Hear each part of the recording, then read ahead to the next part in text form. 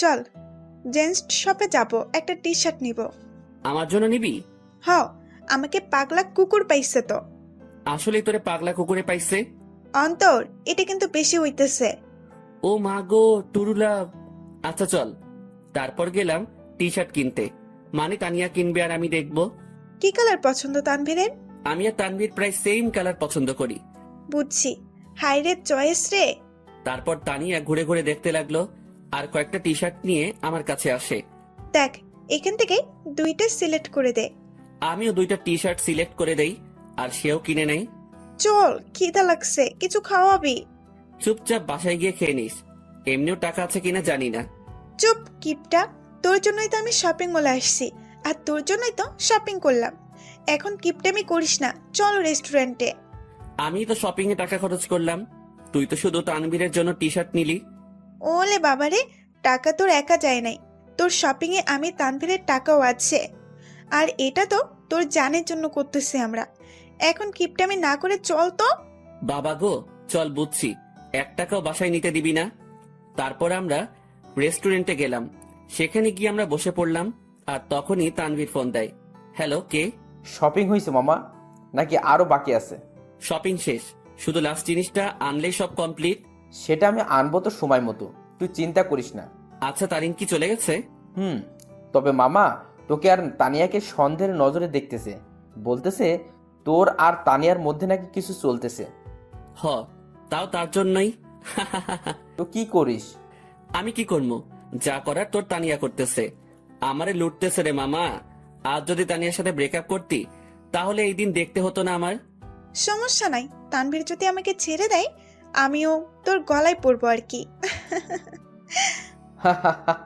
যা লুট হ। আচ্ছা, খাওয়া দাওয়া করে নিয়ে জিনিস সহ তানিয়াকে বাড়ি দিয়ে আসিস। ভাই, তুই এসে নিয়ে যা না। সাথে সাথে তানিয়া আমার থেকে ফোন কেড়ে নিল আর শুরু করে দিল তাদের প্রেম আলাপ। আর আমি বেচারা আমারটার জন্য মরতেছি। তানিয়া তানভীরের কথা শেষ আর আমাদেরও খাবার চলে আসে। অন্যদিকে তারিন ও তার কিছু বান্ধবীদের নিয়ে একই রেস্টুরেন্টে আসে, যেখানে অন্তর ও তানিয়া উপস্থিত। তারিন, দেখ তো, এটা অন্তর ভাইয়া না? তারিন অন্তরকে তানিয়ার সাথে দেখে প্রায় অবাক হয়ে গেল। তারিন দেখতে লাগলো তানিয়া আর অন্তর হেসে হেসে কথা বলতেছে আর খাবার খাচ্ছে। তারিন তার মোবাইলটা বের করে অন্তরকে কল দেওয়ার জন্য। এইদিকে আমি জানি না প্ল্যান সাকসেস হবে কিনা, তবে আমি আমার কলেজাটাকে খুশি দেখতে চাই। আমরা তো সেটাই চেষ্টা করতেছি অন্তর, তুই চিন্তা করিস না। হঠাৎই আমার কলটা বেজে ওঠে আর দেখলাম তারিন কল দিছে। আমিও রিসিভ করলাম। হ্যালো। কোথায় তুমি? আমি তো বাসায়। কেন? ও, কি করো তুমি? এই তো আছি। আর কি, মোবাইল নিয়ে। তুমি কি করো? আমিও মোবাইল নিয়ে ব্যস্ত। আচ্ছা, পরে কথা বলি, কেউ রুমের দিকে আসতেছে। Okay bye. তারপর কেটে দিল। কি বলে সে? আমি কোথায় কি করি এইসব? বাদ দে, তাড়াতাড়ি খাবার খেয়ে নে। অন্যদিকে তারিন অন্তরের মিথ্যা কথা শুনে মুখ চেপে কান্না করতে করতে বেরিয়ে যায়, সাথে তার বান্ধবীরাও। ও কেন আমার সাথে এত বড় প্রতারণা করলো? যদি আমাকে ভালো না বেসে থাকে তাহলে কেন আমার ফিলিংস নিয়ে এইভাবে খেলা করলো সে? আমি কি ওকে ভালোবাসি নাই, নাকি আমার ভালোবাসায় কমতি ছিল?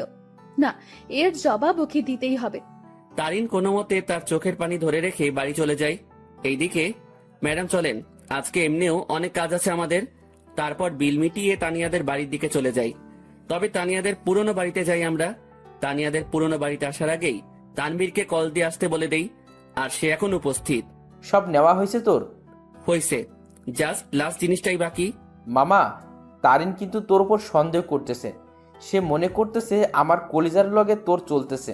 আমাকে কি পাগলে পাইছে? এই সেমরির সাথে আমার চলবো? ভাই রে ভাই, কি জিনিস রে এইটা! আমার লুটি ফেললো। ভাই, একটু দেখে শুনে রিলেশন করতে পারিস না? ওই সাবধান।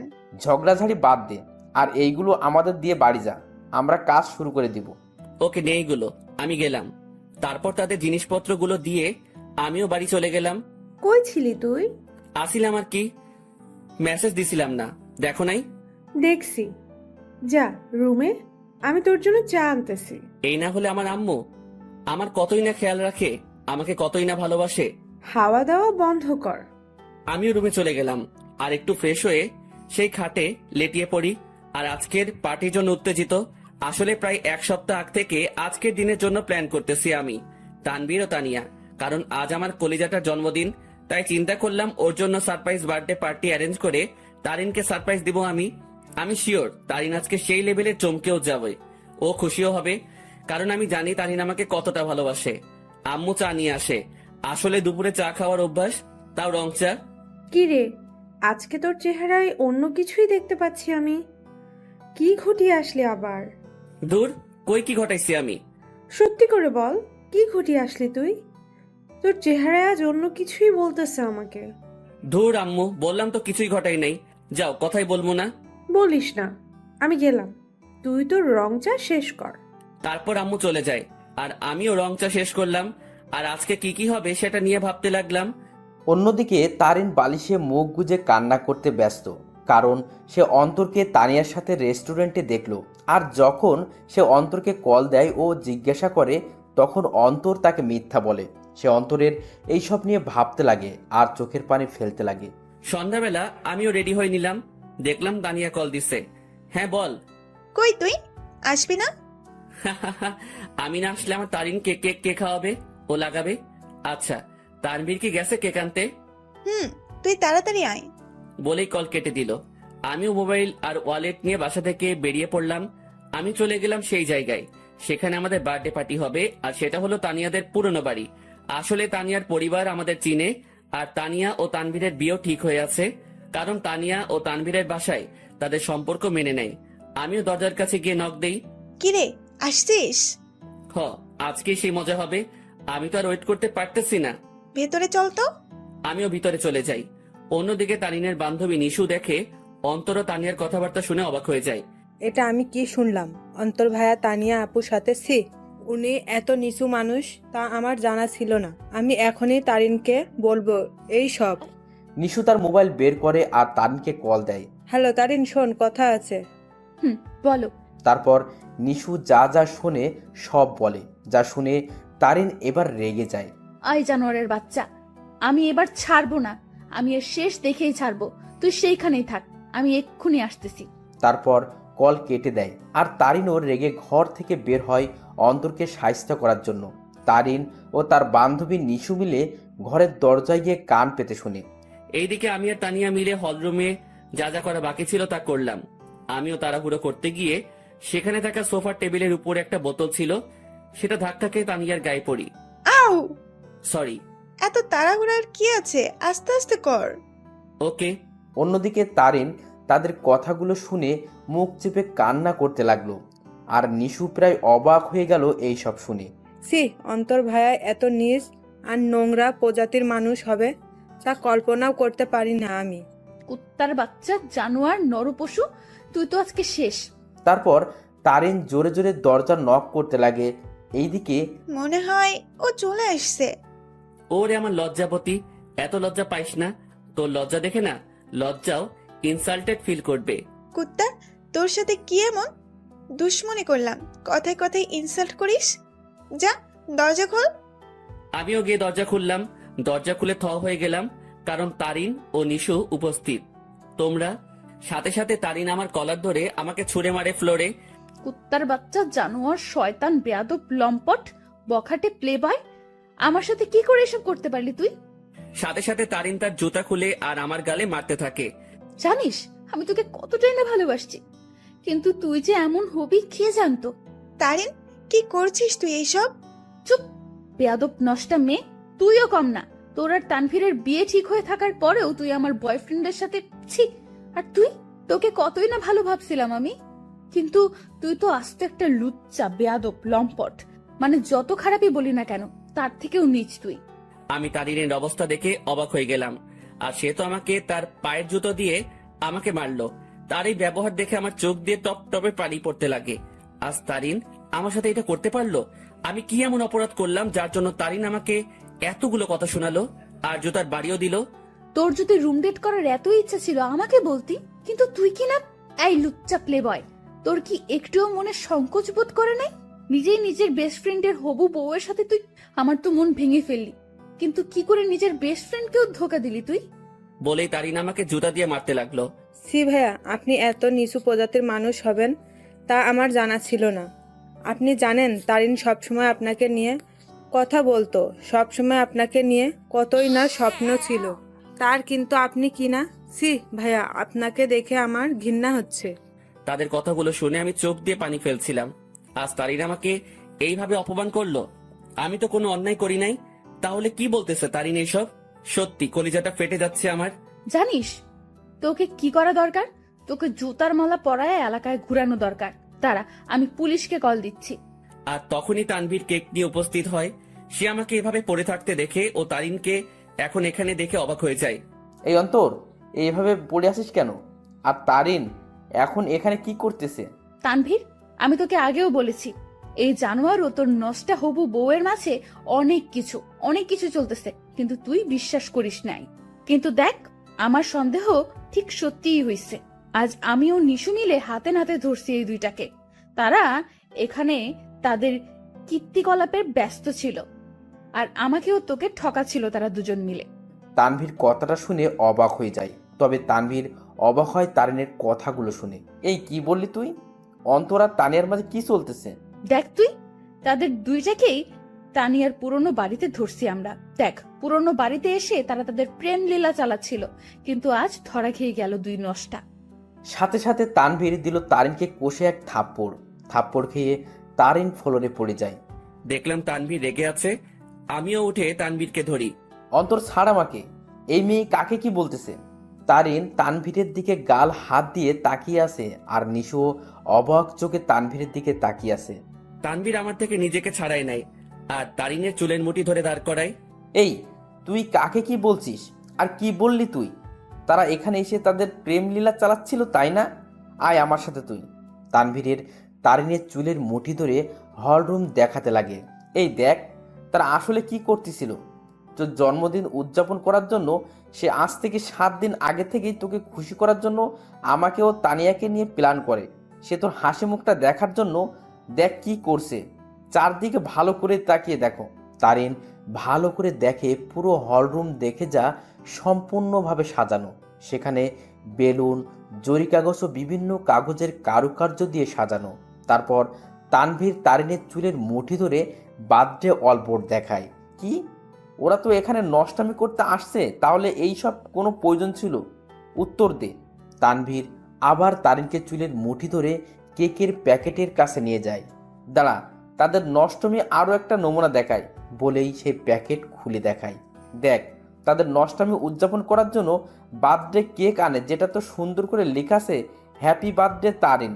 তারিন এই সব দেখে তাদের মনের মধ্যে অন্তরের বিরুদ্ধে যত সন্দেহ ঘৃণা ছিল সব দূর হয়ে যায়, আর সেই সেখানেই হাউমাউ করে কান্না করে দেয়। কিরে, এখন কান্না করতেছিস কেন তুই? আরও দেখবি তাদের নষ্টামির নমুনা। আসলে তোদের মতো মেয়েরা না ভালোবাসতেই জানে না। শুধু মুখে ভালোবাসি ভালোবাসি বললেই হয় না, মনে প্রাণে বিশ্বাসও করতে হয় ভালোবাসার মানুষকে। কিন্তু তুই কি করছিস? খালি সন্দেহ। হ্যাঁ, আমার বেস্টু খারাপ, কারণ সে তাকে খুশি করতে চেয়েছিল, আর আমি আমার সেই খারাপ বন্ধুকে নিয়ে গর্ব করি, কারণ সে মানুষকে ঠকায়নি কোনোদিনও। সে সব সময় সবাইকে হাসি খুশি দেখতে চায়, কিন্তু আড়ালে সে নিজেই কান্না করে যেত। কিন্তু যখন তুই তার জীবনে আসছিস, সে মনে করছিল সেও এখনো হাসি খুশি থাকবে, কিন্তু তুই আজকে তাকে সবচেয়ে বড় কষ্ট দিয়ে দিলি। হ্যাঁ, আমার বন্ধু জানোয়ার, কারণ সে তোকে হাসাতে চেয়েছিল, যার প্রতিদান আজ তুই দিয়ে দিলি। তানভীর, অন্তর কোথায়? নিশু, অন্তর কোথায়? নিশো চুপ হয়ে আছে। তানভীর সাথে সাথে বাইরে দৌড় দেয় অন্তরকে খোঁজার জন্য, কিন্তু অন্তরকে পায়নি সে। তারিন সেখানে কান্না করতে করতে বসে পড়ে। তারিন, ছি, তুই এত নিস মন মানসিকতার মেয়ে, তা আমার জানা ছিল না। কিভাবে তুই এ ভাবলি? অন্তর আমাকে বান্ধবী মানে তো ঠিকই, সাথে ও আমাকে মন থেকে সম্মানও দেয়। আর তুই কি না, অন্তর তোর জন্য কতই না কি করতে চাইছিল। সে চাইছে তোকে সারপ্রাইজ বার্থডে পার্টি দেবে, কিন্তু তুই তাকে কি দিলি? অনেক অপমান ও জুতার বাড়ি। কি করে পারলি তুই এইসব ভাবতে? অন্তর তোকে কতটা ভালোবাসে তা আমি আর তানভীর ভালো করেই জানি, কিন্তু তুই ভালো যেহেতু বেসেছিস, তাহলে একটু ভালোবাসার মানুষকে বিশ্বাস করতে শেখ, সন্দেহ না। আমার মনে হয় না তুই অন্তরকে কোনোদিনও ভালোবেসেছিস, কিন্তু সে তোকে মনে প্রাণে ভালোবেসেই গেল। তানভীর বাইরে থেকে আসে। অন্তরকে পাইছো? না, তুমি একটু কষ্ট করে বাড়িতে খুঁজে দেখো তো। আর এই, তুই বের হ বাড়ি থেকে। তানভীর তারিনকে টেনে বাড়ি থেকে বের করে দেয়, সাথে নিশিও বেরিয়ে যায়। আর তানভীর ও তানিয়া মিলে পুরো বাড়ি খুঁজে দেখে, কিন্তু অন্তরকে খুঁজে পেল না। তারিন বাইরের রাস্তায় বসে বসে হাউমাউ করে কান্না করতে লাগে। সে আজ তার সন্দেহের জন্য তার অতি প্রিয় একটা জিনিসের কাছে ঘৃণার পাত্র হয়ে গেল। কি করে আমার মাথায় এসব আসলো? কেন আমি অন্তরকে সন্দেহ করলাম? যে আমাকে বলেছিল আমাকে কোনোদিন ঠকাবে না, কিন্তু আমি তাকে বিশ্বাস না করে তাকে অনেক কথা শোনালাম, খুব জুতার বাড়ি দিলাম। ছেলেটা তো আমাকে হাসি খুশি রাখতে চেয়েছিল, কিন্তু আমিই ওকে কাঁদিয়ে দিলাম। বলে সে আরো কান্নায় ভেঙে পড়ে। এইদিকে আমি মেইন রোডে চলে আসলাম। আজ আমাকে আমার ভালোবাসা ভালোই একটা শিক্ষা দিল, আর বুঝিয়ে দিল আমি তার মনে কোনোদিনও জায়গা করে নিতে পারলাম না। আমি তার মনে বিশ্বাস জোগাতে পারলাম না। হয়তো আমারই ভুল ছিল, আগে তার মনে বিশ্বাস জোগানোটা দরকার ছিল। পরে না হয় তার জন্য কোনো কিছু করতাম। হয়তো আমার ভালোবাসায় কমতি ছিল, যার পরিণাম জুতার বাড়ি পেলাম। না, আর কোনোদিনও কাউকে ভালোবাসবো না, আর মনে আঘাত চাই না। আমি তারিনকে পেয়ে মনে করেছিলাম আমার দুঃখ কষ্ট ওর সাথে শেয়ার করব। মনে করলাম ও আমাকে বুঝবে, কিন্তু আমি ভুল ছিলাম। থাক, আর কাউকে ভালোবাসার প্রয়োজন নেই, আমি একাই ঠিক আছি। আর যদি কাউকে প্রয়োজন হয়, আমার বেস্টু ও আমার হৌভাবি আছে না, কিন্তু না আর কাউকে বিশ্বাস করব, না কাউকে মন দিব। কেউ চাই না, আমার শুধু পরিবার ও বান্ধবীদের নিয়ে থাকবো আমি মেইন রোডে হাঁটতে লাগলাম, মনকে শান্ত ও বোঝানোর জন্য যে তার জন্য কোনো ভালোবাসা নেই, আছে শুধু সন্দেহ আর সন্দেহ। আমিও মেইন রোডে যতদূর পারলাম হাঁটতে লাগলাম। কি বা করব আমি? ভাঙা মনকে সান্ত্বনা দিতে চাচ্ছি। আমি চিন্তা করছিলাম মনের মতো একজন পেয়ে তাকে নিয়ে আমি হাসি খুশি থাকবো, কিন্তু ভাগ্য একটা মোড় দিয়ে দিল। রাত 11টা বাজে, আমি এখনো রাস্তায় হাঁটছি আর চোখের পানি ফেলছি। আমার ফোনটাও অফ করে রাখছিলাম যাতে কেউ আমাকে বিরক্ত না করতে পারে, কারণ আমি একটু একা থাকতে চাই। রাত 12টা বাজে, আমি রাস্তার এক কোণায় বসে আছি। তবে আজ আমার নেশার সাহায্য নিতে ইচ্ছা করছে, তাই আমিও উঠে হাঁটতে লাগলাম আর খুঁজতে লাগলাম কোনো দোকান খোলা আছে কিনা। আমি দেখলাম একটা টঙের দোকান খোলা, তাই আমিও চলে গেলাম। কি চাই মামা? আমি সংকোচ বোধ করতে লাগলাম, কারণ আমি আজ পর্যন্ত কোনো দিনও কোনো দোকানে গিয়ে সিগারেট চাই নাই। আরে ভাই, বলবেন তো কি লাগবে? সিগারেট লাগবে? আরে এটার জন্য এভাবে সংকোচ বোধ করছেন কেন ভাই? বলেন কি সিগারেট দিব? আমি বেশিরভাগই ডার্বি, ব্যানসন ও গোল্ডলিপের কথা শুনেছিলাম, তাই চিন্তা করলাম তিনটাই নিয়ে নেই। ডার্বি, ব্যানসন ও গোল্ডলিপ তিনটার এক প্যাকেট দিয়ে দেন। তারপর দোকানদার আমাকে দেয় আর আমিও টাকা দিয়ে দেই, সাথে একটা লাইটারও নিয়ে নিলাম। আমিও যেতে লাগি। ভাই একটা কথা বলবো? জি বলেন। ভাই আমি এই প্রথম দেখলাম কেউ একসাথে 3 ধরনের সিগারেট নিল। ভাই আপনারা কি গ্রুপ মিলে আড্ডা দিবেন নাকি? সেটা আপনি না জানলেও চলবে, আপনার কাজ সিগারেট বিক্রি করা, এই সকল প্রশ্ন করা না। বলেই চলে আসলাম সেখান থেকে। তারপর আমিও আবারও মেইন রোডে গিয়ে সিগারেট ধরালাম। হাতে সিগারেট খাবো কি খাবো না তা ভাবতে লাগলাম। পরে এইসব ভাবনা চিন্তা বাদ দিয়ে সোজা খাওয়া শুরু করে দিলাম। প্রথমে একটু কষ্ট লাগলেও পরে ঠিক লাগতে লাগলো। প্রথমে গোল্ডলিপ, এরপর ব্যানসন, এরপর ডার্বি খেলাম। একটা শেষ হতেই অন্য একটা ধরিয়ে দিলাম। এভাবে 3 প্যাকেটই প্রায় শেষ, শুধু ডার্বির 4টা সিগারেট বাকি আছে। দেখলাম 1টা বাজে। পরে মনে পড়লো বাসার কথা, তাই মোবাইলটা অন করলাম। অন করতেই আম্মু আব্বুর প্রায় 150-র উপরে SMS এবং সাথে সাথে আব্বুর ফোন। হ্যালো, কি রে? কই তুই? ফোন বন্ধ কেন তোর? আরে মোবাইল হঠাৎই বন্ধ হয়ে যায়, এতে আমার দোষ কোথায়? কি রে, তুই রেগে আছিস কেন? কি হয়েছে? আমার ইচ্ছা, আমার লাইফ, আমি যা খুশি করব। ফোনটা রাখো, আর আমি পরে আসবো, একটা পার্টিতে আছি, বাই। বলেই কল কেটে দিলাম। এরপর বাকি যে সিগারেট গুলো ছিল সেগুলো একটার পর একটা শেষ করলাম। আমি চাচ্ছি সিগারেটের ধোঁয়া দিয়ে নিজের কষ্টটাকেও উড়িয়ে দিতে। প্রায় 2:30 বাজে, আমি বাসার দিকে গেলাম। আমি দরজায় টান দিতেই দরজা খুলে যায়, আর আমি বাড়ির দরজা বন্ধ করে দিয়ে রুমে চলে যাই। শুয়ে থাকতে থাকতে ঘুম চলে আসে। অন্তর, অন্তর, আব্বু ওঠ, আর কতক্ষণ ঘুমাবি? সকাল হয়েছে তো। আম্মুর ডাকে আমি উঠে পড়ি। এভাবে কি দেখো তুমি? তোর চোখ লাল হয়ে আছে কেন? ধুর, বোকার মতো কথা বলিও না তো। কাল রাতে আসলাম কয়টায়, আমি ভালো করে ঘুমোতে পারি নাই তো, তাই। আমিও উঠে বাথরুমে ফ্রেশ হতে চলে যাই।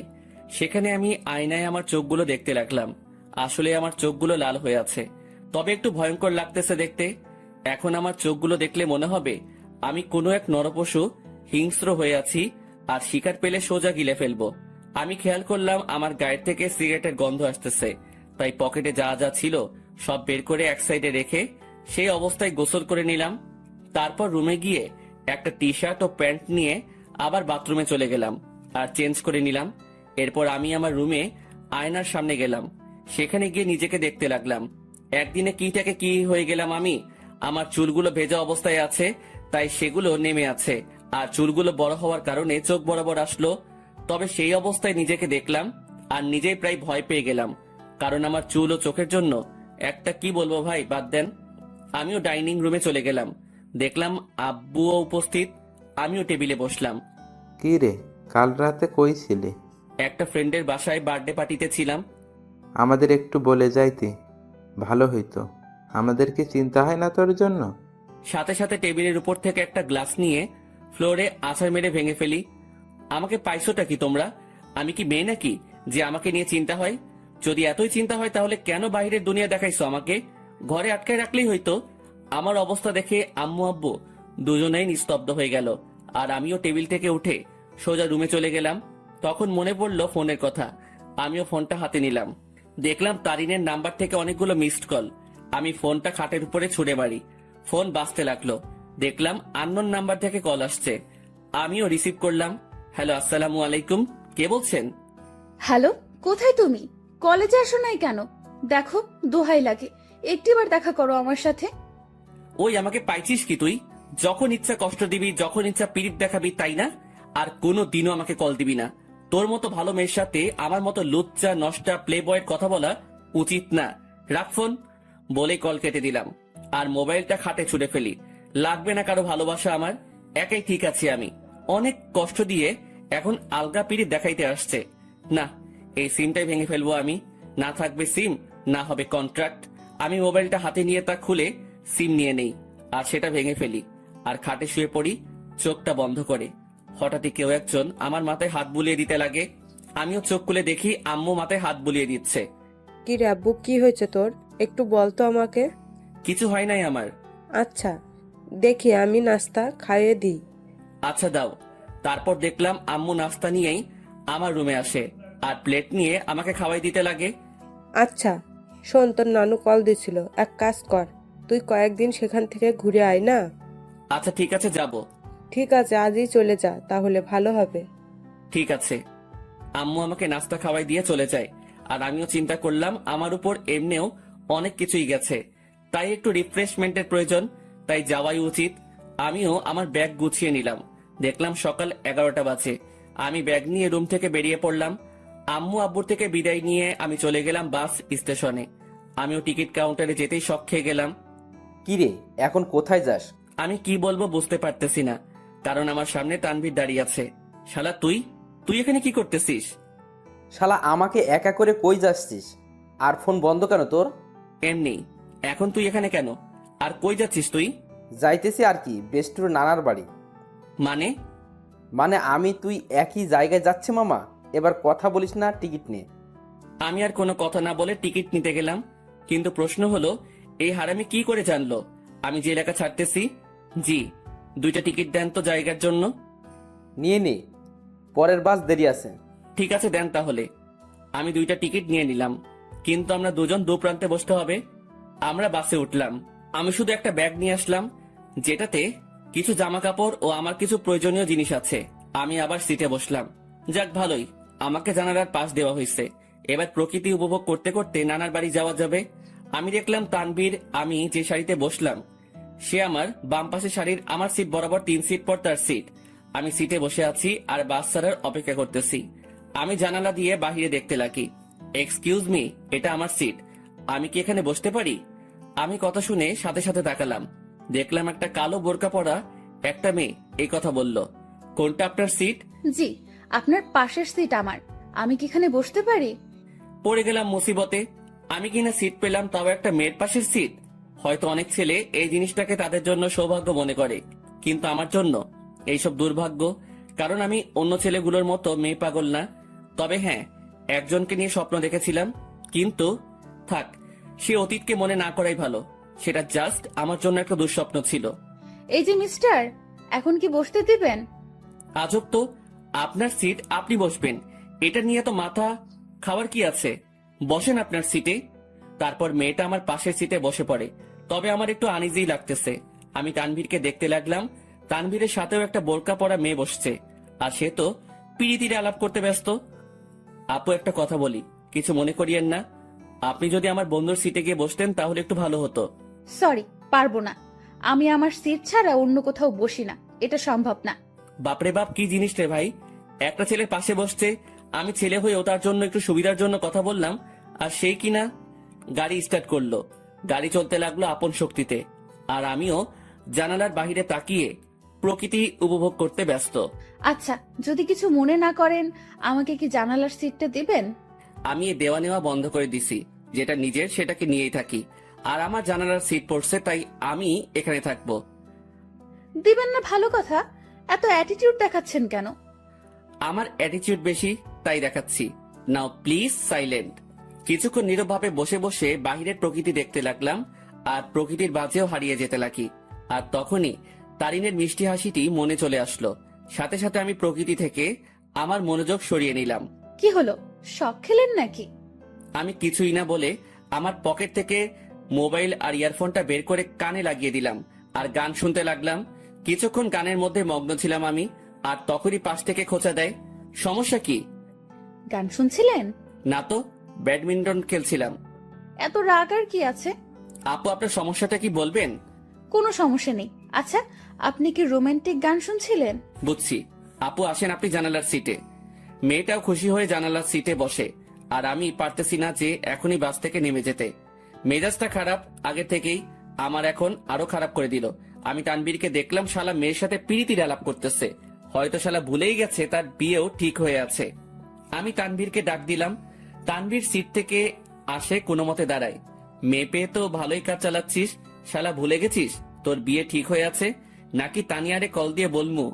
আরে দোস্ত, মেয়েটা অনেক ফ্রেন্ডলি বিহেভ করে ভাই, অনেক হাসি আড্ডাও করে, তাই আর কি একটু। আমিও তানিয়ারে কল দিয়ে একটু। না না, কল দিস না দোস্ত, না হলে সব শেষ হয়ে যাবে বেটা। হোক শালা, সব শেষ। তোর পাশেও তো একটা মেয়ে, তার সাথে তুইও ফ্ল্যাট কর, কে বারণ করলো তোরে? সেটাই তো সমস্যা। এক কাজ কর, তোর পাশের মেয়েটাকে এখানে পাঠাই দে কষ্ট করে, না হলে। এই যে মিস্টার, মেয়েদের পাশে বসলে সমস্যা কোথায়? এলার্জি আছে আমার। এবার কথা বলিয়ে না, একদম চুপ থাকেন। আচ্ছা দোস্ত, আমি পাঠাচ্ছি। তারপর তানভীর চলে গেল, আর তানভীরের পাশের মেয়েটা আসে। আমি ওনাকে সিটটা দিয়ে আমি তানভীরের পাশে বসে পড়ি, আর সেখানে কানে ইয়ারফোন লাগিয়ে গান শুনতে লাগি। বাস বিরতির জন্য থামলো। তানভীর, চল একটু ফ্রেশ হয়ে নেই, আর কিছু খেয়ে নেই। চল। তারপর আমরা বাস থেকে নামলাম, আর একটু হালকা হয়ে নিলাম। তারপর দুজনেই খাবার খেয়ে নিলাম। তবে টেবিল থেকে উঠতেই ঠিক আমার পিছন বরাবর টেবিলে সেই দুইটা মেয়ে উপস্থিত। আমি তাদের দেখেও না দেখার ভান করে চলে গেলাম হাত ধুতে। তারপর হাত ধোয়া আমি তানভীরের কাছে গেলাম। তুই খা, আমি বিল দিয়ে দেই। না, বিল দিস না, আমি দিব। তুই কেন দিবি? তুই আমার সাথে আসছিস, তাই তোর বিল আমি দিব। মামা, বেইমানি হবে কিন্তু। যা যা, তুই দে। এমনিও কিপটা তুই, দে শালা। তারপর তানভীর খেয়ে বিল দিল, আর কিছু খাবার নিয়ে নিল। আমরা বাসে উঠে যাই, আর আমাদের আসার পরেই সেই মেয়ে দুইটাও আসে। কিছুক্ষণ পরে বাসটা ছেড়ে দেয়, আর আমিও কানে ইয়ারফোন দিয়ে গান শুনতে লাগি। প্রায় 2.5 ঘন্টা পরে আমরা আমাদের গন্তব্যে পৌঁছে যাই। আমরা বাস থেকে নামি আমাদের ব্যাগ নিয়ে। কিছুক্ষণ পরেও দেখলাম সেই মেয়েগুলো। আমি তাদের দেখেও না দেখার ভান করে আমি মোবাইলটা বের করলাম, আর মামাকে ফোন দিলাম। হ্যালো মামা, কই তুমি? আরে আমি সিএনজি স্টেশনের সামনে। পরে আমি মামাকে দেখলাম আর কলটা কেটে দিয়ে, আর তানভীরকে দিয়ে মামার কাছে চলে গেলাম। মামা আমাকে দেখে জড়িয়ে ধরে। কেমন আছিস অন্তর? ভালোই আছি। তোমাকে কয়বার বললাম আমার জন্য গ্রামের একটা সুন্দরী খুঁজতে, যাতে বিয়ে করতে পারি। হা হা হা, বজ্জাত, এখনো ফাজলামি যায় নাই তাই না? কেমনে যাবে? মুই লেজেন্ডারি ফাজিল। আর মামা, এ হলো আমার বেস্টু, যার কথা তোমাকে বলতাম। কেমন আছো তানভীর? তোমার কথা আমাকে এই ফাজিলটা প্রায় সময় বলে থাকে। জি ভালো, আপনি কেমন আছেন? ভালো। আচ্ছা তোরা চল আমার সাথে। তারপর মামা একটা সিএনজি ভাড়া করে, কিন্তু মামা কাকে যেন খুঁজতে লাগলো। কাকে খুঁজো মামা? আরে আরো দুজন আসবে, আব্বু বলছিল। কি অবস্থা তার শরীরের? ভালোই আছে আব্বু।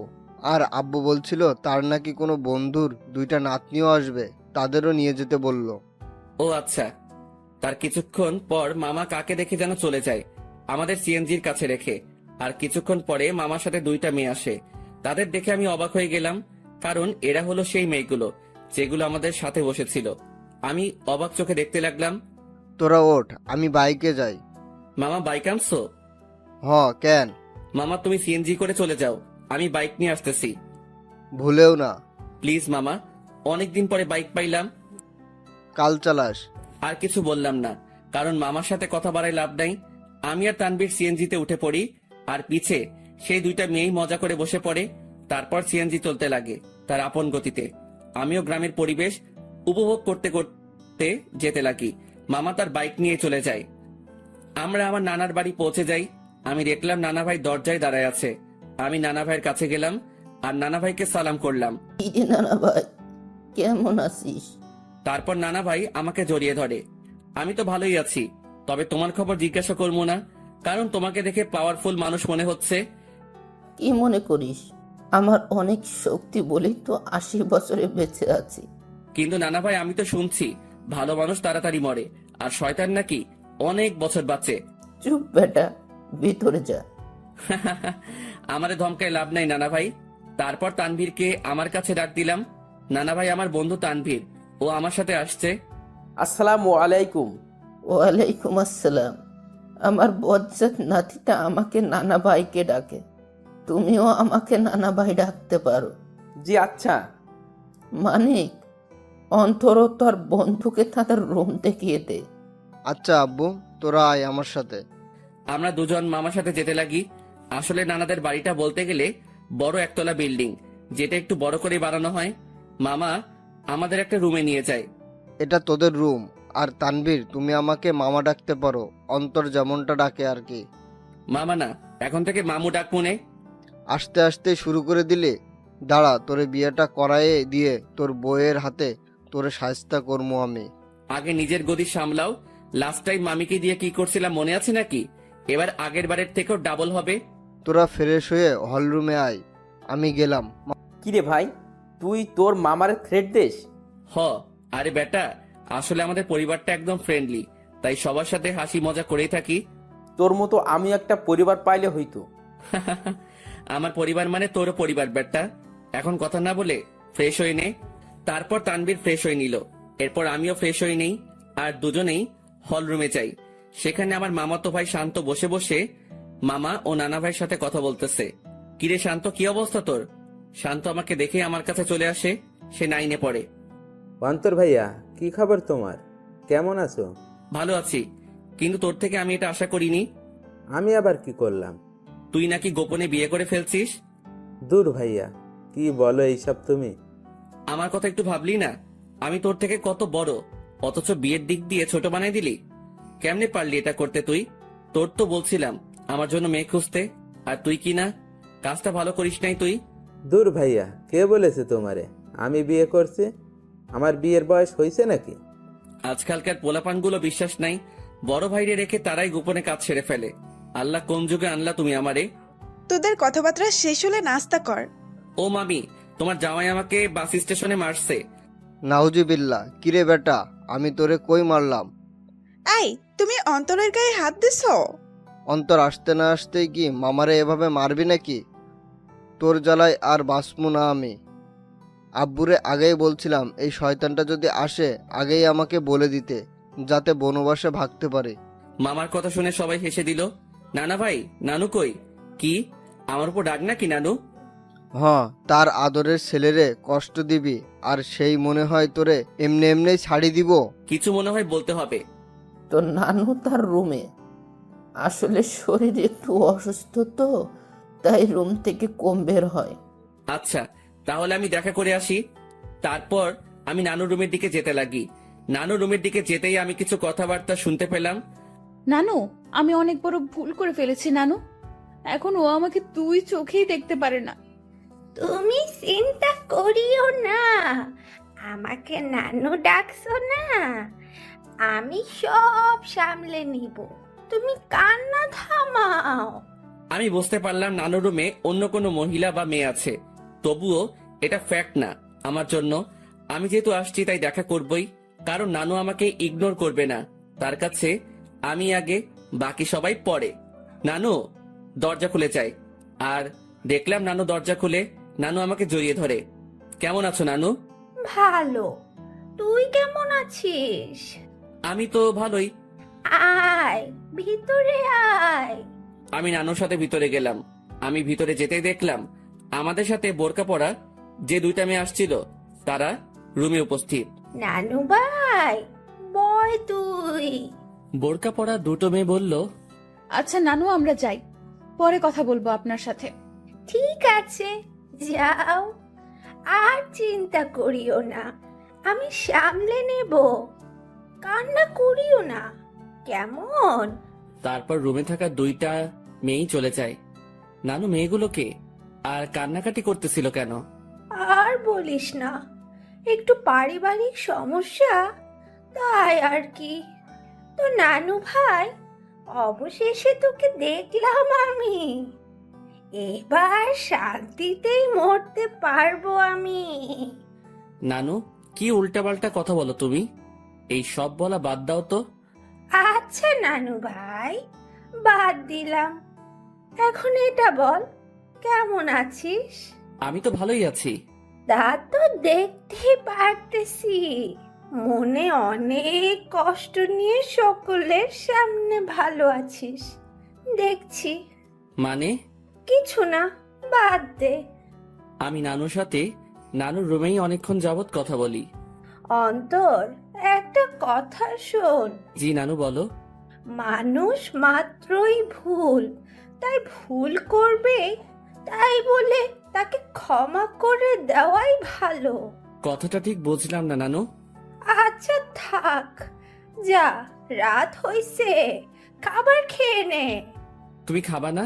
খাবো তো, তবে তোর মামি, আমি আর বাসায় আরো দুজন মেহমান আসছে, তাদের সাথে খাবো আর কি।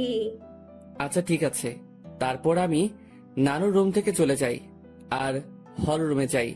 সেখানে দেখি নানা ভাই, মামা ও তানভীর কথা বলতেছে। ভালোই তো, বহুত ভালো আলাপ চলতেছে মনে হয়। আমাকে দেখেই তারা হতাশ হয়ে যায়। বুঝলাম না কেন। আজব তো, এইভাবে কি দেখো? আমি কি ভূত নাকি? ভূতের চেয়ে কম নাকি তুই? এই মামু, মেজাজ খারাপ কইরো না, না হলে কিন্তু। কি করবি তুই? গ্রামের একটা মাইয়ারে কিডন্যাপ করে বিয়ে করে চলে আসমো। আমার কথা শুনে সকলেই হাসতে লাগে, তবে আমিও উপর দিয়ে হাসতে লাগি, কিন্তু ভিতর দিয়ে থাক বাদ দেই এইসব। আমার জন্য কি অন্যদের হাসি ঠাট্টা বন্ধ করব নাকি? মামি আমাদের খাবারের জন্য ডাক দিল আর আমরাও চলে গেলাম খাবার খেতে। ভাই, শীতকাল, গায়ে আমার কোট আছে, তারপরেও একটু শীত লাগছে। রাতের খাবার খেয়ে নিলাম আমরা। আমিও চিন্তা করলাম রাতের বেলা একা একা হাঁটার। আমি আস্তে করে বাহিরের দিকে যেতে লাগি। কিরে, চোরের মতো কই যাস? যা শালা, ধরা খেয়ে গেলাম। না মানে একটু বাহিরে যাব মামা। অন্তর, বাইরে প্রচুর ঠান্ডা। অসুবিধা নাই, একটু যাই, চলে আসবো তো। ঠিক আছে যা, তবে দরজা লাগিয়ে দিবি। তুই দরজার কাছে আসলে আমাকে একটা কল দিস, আর তানবীরকে নিবি। না মামা, তানবীর এমনিও জার্নি করে আসছে, ক্লান্ত সে, তাই তাকে না নেওয়াই ভালো। আমি মামার সাথে কথা বলেই বাহিরে চলে আসি আর পকেট থেকে মাস্কটা বের করে পরে নেই আর কোটটাও মাথায় দিয়ে দেই। আমি হাঁটতে লাগলাম আর হাঁটতে হাঁটতে একটা দোকানের কাছে চলে গেলাম। আর সেখানে যেতেই মাথায় আসলো সিগারেটের কথা। মুখে মাস্ক আর হুডি, আর সেই অবস্থায় দোকানে চলে গেলাম। আরেক প্যাকেট ডার্বি নিয়ে নেই, সাথে ম্যাচও। সেটা নিয়েই আমিও চলে যাই এক নির্জন জায়গায়, মানে বলতে গেলে পুকুর পাড়। সেখানে পাড়ে বসার জায়গা আছে আর আমিও সেখানে বসে পড়ি আর সিগারেট টানতে লাগি। সিগারেটের ধোঁয়ার আমি আমার কষ্টগুলোকে উড়িয়ে দিচ্ছি। একজনকে মনে প্রাণে খুব ভালোবাসছিলাম, যার প্রতিদান জুতার বাড়ি পাইছি। একেবারে ভালো মতেও শিক্ষা হয়েছে আমার, আর কোনো দিনও ভালোবাসার দিকে যাব না। একাই ঠিক আছি আমি, না কারো টেনশন, না কাউকে হারানোর ভয় আমার। আমি পুকুর পাড়ে বসে বসে 2টা সিগারেট খাইলাম। আসলে পরিবেশটা আমার খুব ভালো লাগতেছে, কারণ চাঁদ রাত, আবার পুকুর পাড়ে, সেখানে পরিবেশটা খুবই দারুণ লাগতেছিল আমার। কিছুক্ষণ সেখানে সময় কাটিয়ে আমি বাড়ি চলে গেলাম। বাড়ির কাছে যেতেই মামাকে কল দিলাম, আর মামাও দরজা খুলে দেয়। আর আমি আমার রুমে চলে যাই। দেখি তানভীর ঘুম। আমিও আমার মোবাইলটা চার্জ দিয়ে ব্যাগে সিগারেট ও ম্যাচ ঢুকিয়ে রাখি, আর গায়ে কম্বল দিয়ে ঘুম। সকালবেলা অন্তর ভাইয়া, এই ভাইয়া উঠো না কেন? সকাল হয়েছে তো ভাইয়া। আমিও উঠে পড়ি, আর দেখলাম শান্ত আমাকে ডাকতে লাগলো। সকাল হয়েছে ভাইয়া, আম্মু নাস্তা রেডি করতেছে। তুই যা, আমি ফ্রেশ হয়ে আসতেছি। আর তানভীর কই? ভাইয়া তো আব্বু ও দাদুর সাথে কথা বলতেছে। তারপর শান্ত চলে গেল। আমিও উঠে পড়ি। হঠাৎই আমার জানালার দিকে চোখ গেল, আর সেখানে দেখে মনে হচ্ছিল কেউ আমাকে দেখতেছিল। আমিও চলে গেলাম ফ্রেশ হতে। ফ্রেশ হয়ে এসে দেখি মামা, তানভীর, নানা ভাই, মামি, নানু সবাই কথা বলতে ব্যস্ত। আমিও গেলাম। তারপর সকলে মিলে নাস্তা করে নিলাম। অন্তর, আমার বাইক নিয়ে তুই তানবীরকে নিয়ে ঘুরে আয়। ও তো এখানে নতুন, তাই একটু দেখায় আন। আচ্ছা। তারপর মামার থেকে বাইকের চাবি নিলাম, আর বাইক নিয়ে দুজনেই ঘুরে আসলাম। আমরা যে গ্রামে থাকি সেখানে প্রায় সব জায়গায় চাষ করার জন্য মাঠ ও পুকুর, কিন্তু দুঃখের কথা আমি সাঁতার পারি না। কারণ আমি জীবনের 100 ভাগের 80 ভাগই শহরেই কাটাইছি। বাকি 20 ভাগের মধ্যে 7 ভাগ বলতে পারেন ট্যুরে গিয়ে, আর বাকি অংশ শহরেই। তবুও গ্রামটা ভালো করে চিনি। যতদিন গ্রামে ছিলাম ততদিন মামার সাথে গিয়ে গ্রামে ঘুরতাম। সকালবেলা আমি আর তানভীর অনেকক্ষণ ঘোরাঘুরি করলাম, আর দুপুরের দিকে আসলাম। বাইকটা রেখে বাড়িতে ঢুকলাম, আর দেখলাম নানা ভাই, নানু, মামা, মামি ও সেই 2টা মেয়েও আছে, আর তারা কথা বলতেছে। কিন্তু আজব ব্যাপার হলো, এরা বাড়িতেও হিজাব করে রাখছে। ঘোরা শেষ? মোটামুটি। আমি রুমে চলে যাই, কিন্তু বারবার সেই মেয়েগুলোর প্রতি কেন যে আকর্ষণ লাগতেছে কে জানে। তবে ইচ্ছা তো করতেছে হুজুরনিগুলোর চেহারা দেখতে, কিন্তু ডাইরেক্ট বলা তো মুসিবত। থাক, পরে সেটা ব্যবস্থা হবে আর কি। আমি রুমে গিয়ে ব্যাগ থেকে কিছু কাপড় বাহির করলাম, আর চিন্তা করলাম গোসল করব। কিন্তু মনে পড়লো এখানে তো পানির হিটার নাই যে ডাইরেক্ট বাথরুমে যাবো, সুইচটা ক্লিক করবো আর গরম পানি পামো। পড়লাম আরেক মুসিবতে। কেমনটা লাগে। ধুর, মামিকে বলবো গরম পানি করে দিতে। আমি যখনই রুম থেকে বের হব তার আগেই মামি উপস্থিত উইথ গরম পানি। এই না হলে আমার মামি আমার কখন কি লাগে তা তুমিও আম্মুর মতোই জেনে যাও। আমিও তো তোর আরাক আম্মু, এখন যা গোসল করতে, আমি পানি দিয়ে গেলাম। থ্যাংক ইউ মামি, আই লাভ ইউ বলতাম, কিন্তু মামা শুনলে হার্ট অ্যাটাক করবো। যা ফাজিল।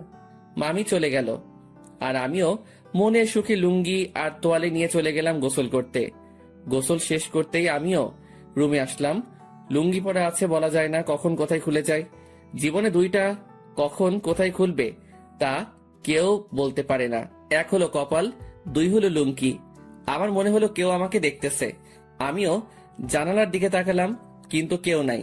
ভাই, বলা যায় না কখন কে এসে দাঁড়ায় থাকে, তাই প্যান্ট আর টি শার্ট বাথরুমে চলে গেলাম, আর সেখান থেকে চেঞ্জ করে আসলাম। আমি রুম থেকে বের হতেই এক হুজুরনি আমার সামনে এসে পড়ে। আমিও এড়িয়ে চলে যেতে লাগি, আর বাহিরে বাড়ির আঙিনায় রোদের মধ্যে দাঁড়ায় অনেক ঠান্ডা লাগতেছিল ভাই। বিশ্বাস করেন, শীতকালে শরীর ভিজা অবস্থায় কেউ গায়ে একটা ফু দেয় না, তা ব্রেকআপের চেয়ে কষ্টকর লাগে। তো আপনি এই বাড়ির লোক, তা আমাকে আগে বলতে পারলেন না? খালি খালি টেনশনে ছিলাম আমি। আমি পিছনে তাকালাম, কিন্তু চেহারা না দেখায় বুঝতে পারলাম না কে কোনটা, মানে কে কোন বোরকাওয়ালি। আমি কি জানতাম আপনি এখানে আসবেন? আজাইরা কথাবার্তা বলিয়েন না, এইসব আমি পছন্দ করি না। এত অ্যাটিটিউড ভালো না। আমি বুঝতে পারলাম এটা সেই বকবক রানী যেটা বাসে আমার মাথা খাইছে। আচ্ছা, এখানেও মুখ ঢেকে রাখলেন সেটা বুঝলাম না। আসলে এটাই তো আমাদের বাড়ির নিয়ম। পরপুরুষের সামনে আমরা চেহারা দেখাই না, তবে স্বামীকে দেখানো যাবে, এই নিয়ম আছে। আচ্ছা, আপনি কি ম্যারিড? না, আপনি? আমি ম্যারিড। তো আপনার ওয়াইফকে না আনবেন? বন্ধুকে আনলেন কেন? ও ওর বাবার বাড়িতে গেছে।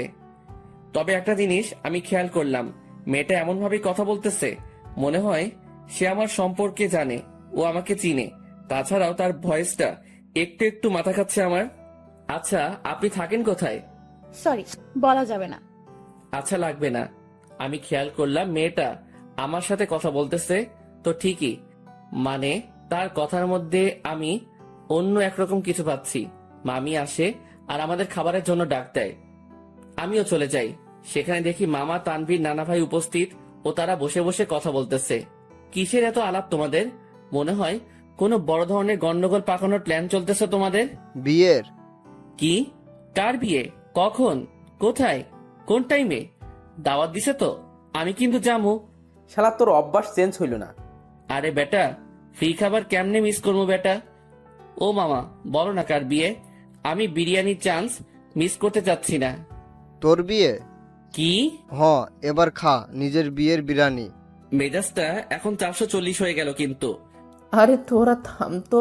তারপর সবাই মিলে দুপুরের খাবার খেয়ে নিলাম। অন্তর, আজকে একটু বাজারে যাব, কিছু কিনতে হবে, তুই যাবি? আচ্ছা, গেলাম আর কি, সাথে তানভীরকেও নিয়ে নিব। আচ্ছা ঠিক আছে। অন্তর, আপুর সাথে কথা বলেছিলি? সকালে বলছিলাম, যখন তানভীরকে নিয়ে বের হয়েছিলাম তখন আম্মু কল দিছিল। আচ্ছা শোন, তোরা বাজারে যাবি ভালো কথা, আমার ওষুধ আনতে ভুলিস না। জি আব্বু। তবে আমি যাব না রে, আমার একটু শরীর খারাপ লাগতেছে। আচ্ছা ঠিক আছে, তুই রেস্ট নে, আমি আর মামা যাব। তো মামা কখন যাবা? এই বিকাল করেই যাব। আচ্ছা। তারপর আমি আমার রুমে চলে গেলাম। সেখানে গিয়ে কিছুক্ষণ রেস্ট করে নিলাম। বিকেলবেলা আমি মামার সাথে বাজারে যাওয়ার জন্য রেডি হচ্ছি। আসলে কোট নিয়ে নিচ্ছি, যাতে যদি আসতে দেরি হলেও ঠান্ডা সহ্য করতে না হয়। মামা বাইক নিয়ে দাঁড়ায় আছে, আমি বাইকে বসলাম। কিরে, বাইক চালাবি? না মামা, তুমি চালাও। তারপর মামা বাইক চালাতে লাগে আর আমিও বাইকে বসে আছি। বাইক চলতেছে আপন গতিতে আর আমি বাইকে চড়তেছি আর গ্রামের প্রকৃতি উপভোগ করতে ব্যস্ত। কিছুক্ষণ পরে আমরা বাজারে চলে আসি। মামা আমাকে নামিয়ে একটা জায়গায় বাইকটা রেখে আসে। আচ্ছা মামা, কি কি নিবা বাজার থেকে? ভাগিনা, অনেকদিন পরে আমাদের বাড়িতে আসছিস, সাথে তোর বন্ধু তানভীরকে নিয়ে আসছিস, তাই আব্বু আম্মু বলেছে তোদের দুজনের জন্য কিছু নিতে। মামা, কিছু লাগবে না আমাদের, তোমার অন্য কাজ থাকলে সেটা করো। আরে আয় তো তুই। মামা আমাকে টেনে নিয়ে যায় আর একটা পাঞ্জাবির দোকানে নিয়ে যায়। সেখানে আমি দাঁড়াই আছি আর মামা দোকানদারের সাথে কথা বলতে ব্যস্ত। অন্তর, এদিকে আয় তো। আমি মামার কাছে গেলাম। দেখ তো পাঞ্জাবিটা পছন্দ হয় কিনা। মামা আমাকে লাল কালারের পাঞ্জাবি দেখালো। মামা, লাল কেন? আমার তো বিয়ে না। বিয়ে হোক আর না হোক, কিন্তু এটা আমার পছন্দ হয়েছে আর আমি চাই বিয়েতে এটা তুই পরবি। তবে ভাগিনা, এটাতে তোরে বেশ মানাবে। আচ্ছা, তোমার পছন্দ হয়েছে তাহলে নাও। তারপর মামা পাঞ্জাবিটা নিয়ে নেয় আর আমাকেও বলে তানভীরের জন্য একটা পাঞ্জাবি দেখতে। আমিও তানভীরের জন্য একটা পাঞ্জাবি দেখি আর মামাও সেটা কিনে নেয়। হয়েছে মামা, এবার খুশি? এমন ভাবে কথাগুলো বললা মনে হয় আমাকে বিয়ে করানোর প্ল্যান করে আছো। সেটাই তো। কি? না মানে সেটাই তো, যাতে তোকে একটা বিয়ে করাই দিতে পারি। ধুর মামা, আপাতত একটু শান্তি দাও আমারে। বিয়ে করলে তো তোমার মতো হাল হবে আমার। আচ্ছা চল। আমি মামার সাথে যেতে লাগি। আমরা বাজারে হাঁটতে লাগলাম আর মামাও টুকিটাকি বাজার নিতে ব্যস্ত। আমিও মামার সাথে ঘুরে ঘুরে দেখতে লাগলাম। আর তখনই একটা শাড়ির দোকানে চোখ পড়লো, যেখানে বাহির থেকে একটা শাড়ি দেখা যাচ্ছিল যার রং ছিল গোলাপি। শাড়িটা দেখে তারিনের কথা মনে পড়লো আর তারিনের পছন্দের কালারও গোলাপি। যেদিন প্রথম তারিনকে দেখি, সে গোলাপি জামা পরে কলেজে আসছিল, যা দেখে প্রায় কলেজের সকলেই তার দিকে তাকিয়েছিল। আর আমি তো দেখেই লাট্টু হয়ে গেছিলাম। আর সেদিনই তারিনকে আমার ভালো লেগে যায়। এরপর তারিনের পিছেই পড়ে যাই আর প্রায় একটা সপ্তাহের মতো পিছে পড়েছিলাম। এরপর একদিন তানভীর শালা সাহস জাগিয়ে দেয় আর প্রপোজ করি, আর সেও সাথে সাথে অ্যাকসেপ্ট করে নেয় আর বলে নাকি সেও নাকি আমাকে পছন্দ করত, কিন্তু আমার রাগের জন্য আমার সামনেও আসতেও ভয় পেত। আসলে আমি সব সময় নিজেকে শান্ত রাখার চেষ্টা করি, কিন্তু যখন রেগে যাই তখন শান্ত হতে অনেক সময় লাগে। আর যার উপর রেগে যাই তাকে সহজে ক্ষমা করি না। কিন্তু তারিনের ব্যবহারটা আমার মোটেও ভালো লাগেনি। আসলে আমি বুঝতে পারলাম তার মধ্যে আমার জন্য কোনো ভালোবাসাই ছিল না, জাস্ট ভালো লাগাই ছিল, যেটাকে আমি ভালোবাসা ভেবে বসেছিলাম। আর সেটাই আমার বড় ভুল ছিল। ভালোবাসা মানে একে অপরের প্রতি বিশ্বাস, ভরসা। কিন্তু তারিনের জন্য আমি তানিয়ার সাথে মিলে তারিনের বার্থডে সেলিব্রেশন করার জন্য প্ল্যান করলাম, কিন্তু তারিন মনে করে বসেছিল আমার আর তানিয়ার মধ্যে কোনো কিছু চলতেছে।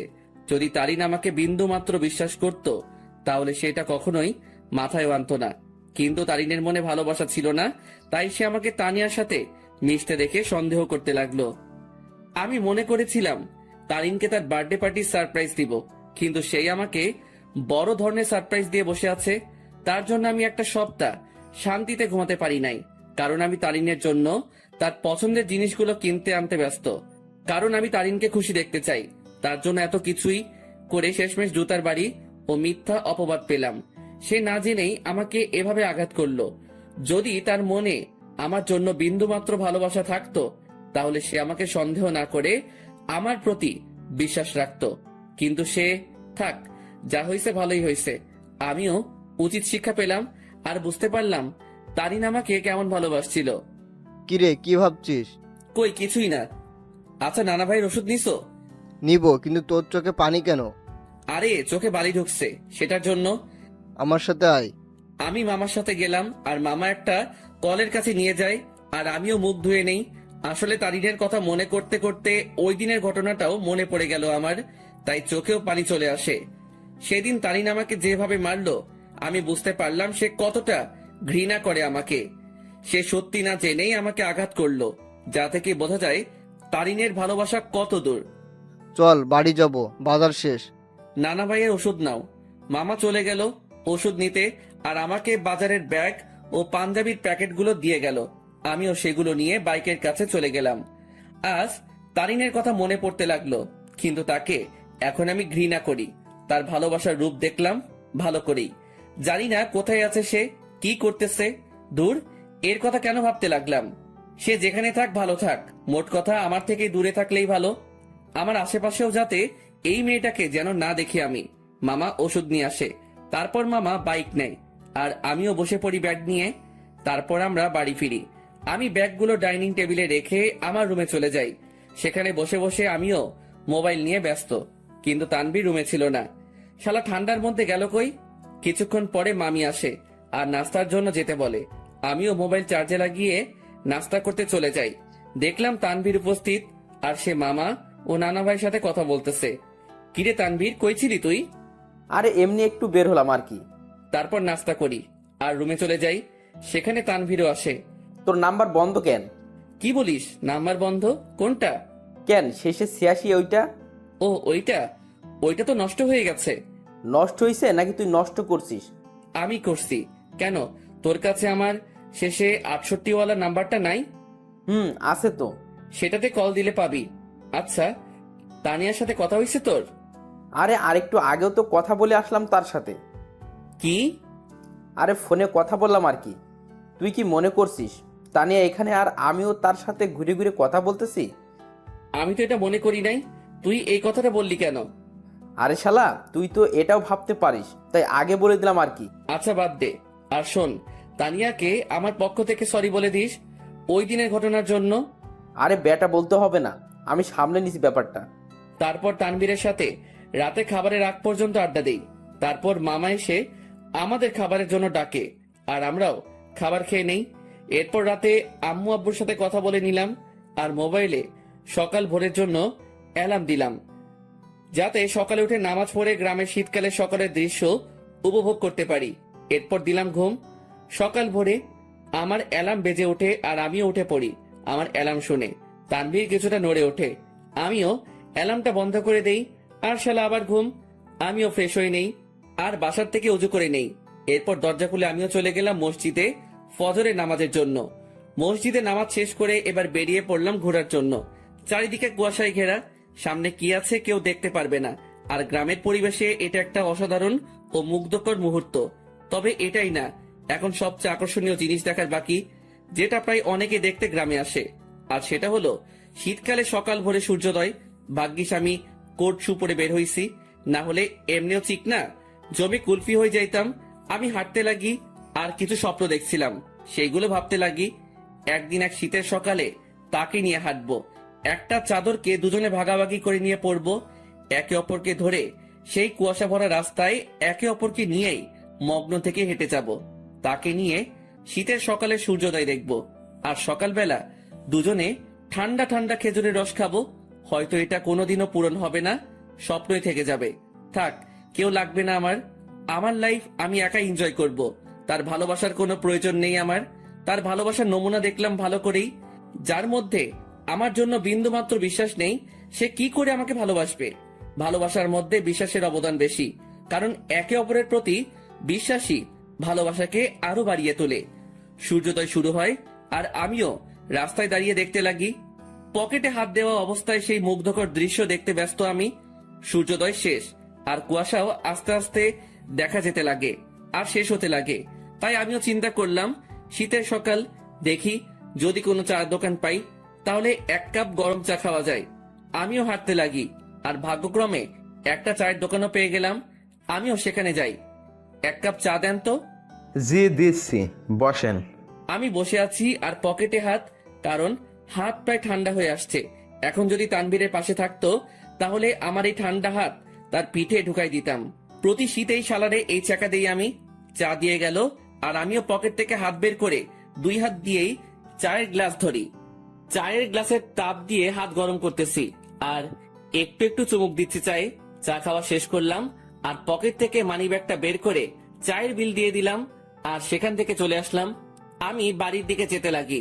বাড়ি আঙিনায় যেতে দেখি সামনে একটা সিএনজি। মনে হয় বাড়িতে কেউ আসছে। থাক, যেই আসুক আমার কি।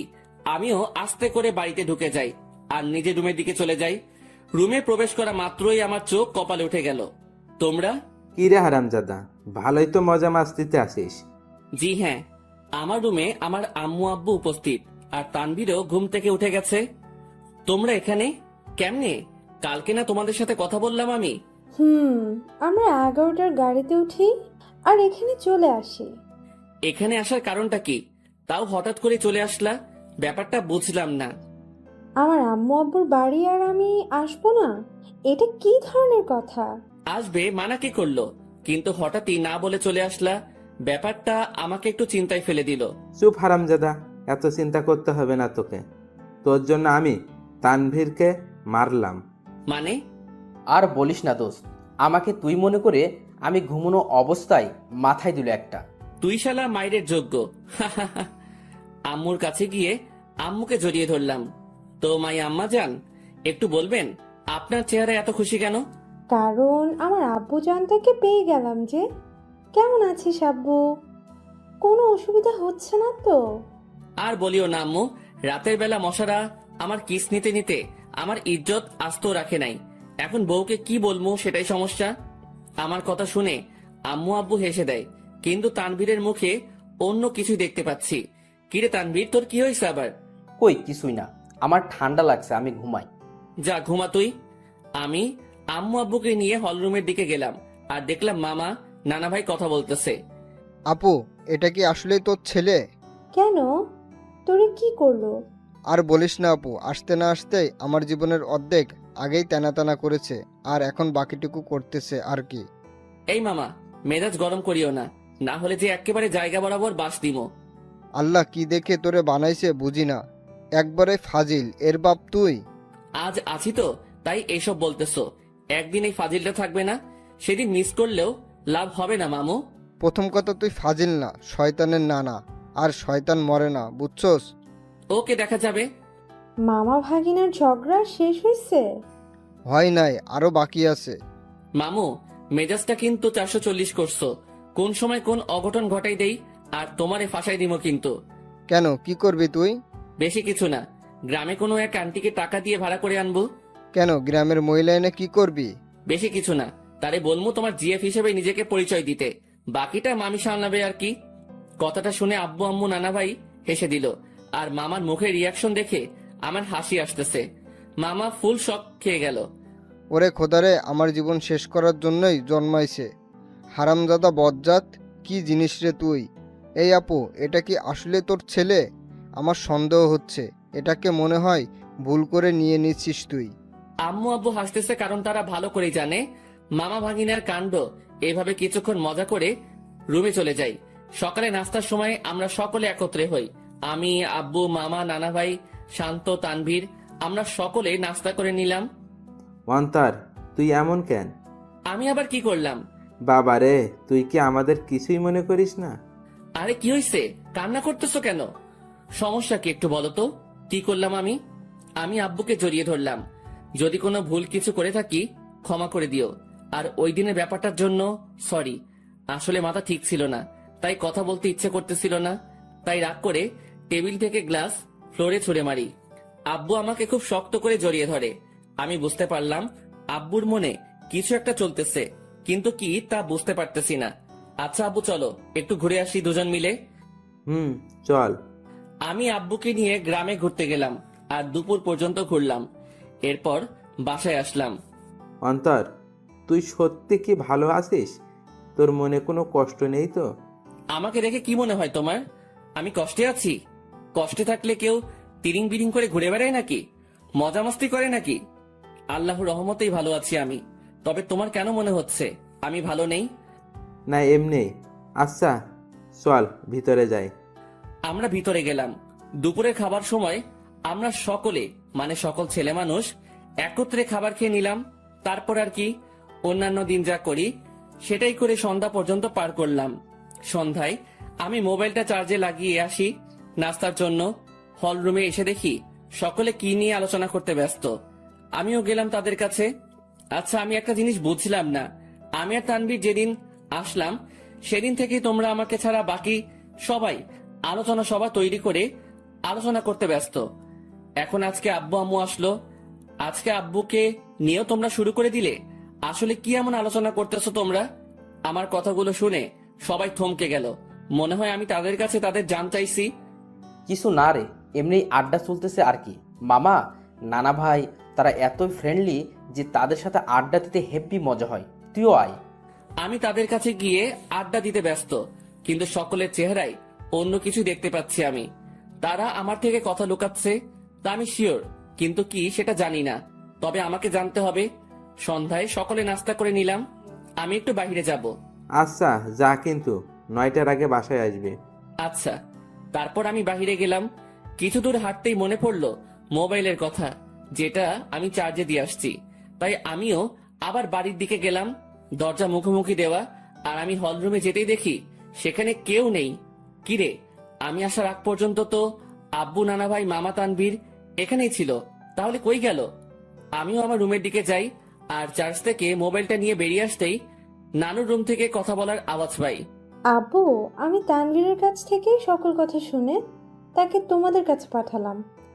শুধু তাই না, তারিনও আমাকে কল দিয়ে সত্যিটা বলে যে সে কি কি করছে অন্তরের সাথে। প্রথম আমারও রাগ উঠছিল, তারপর তারিন কান্নাকাটি করতে লাগে আর সে তার ভুল বুঝতে পারে।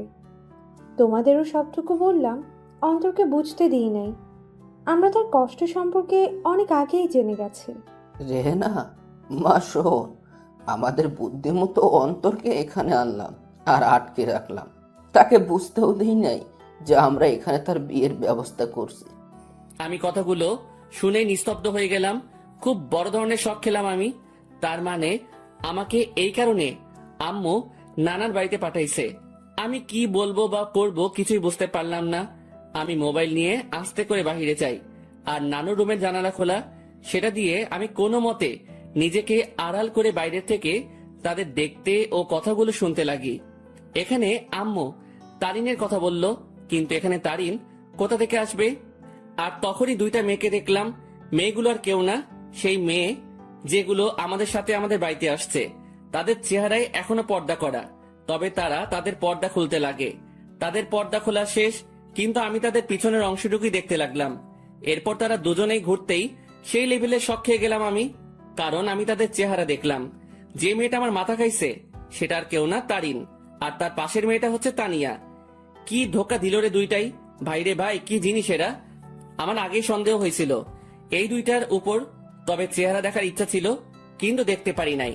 আন্টি দেখুন, আপনার কথা মতো আমিও এই দুজনকেই নিয়ে আসি আমাদের সাথে, আর অন্তরকে বুঝতেও দিই নাই এই দুই বোরকাওয়ালি আর কেউ না, তানিয়া ও তারিন।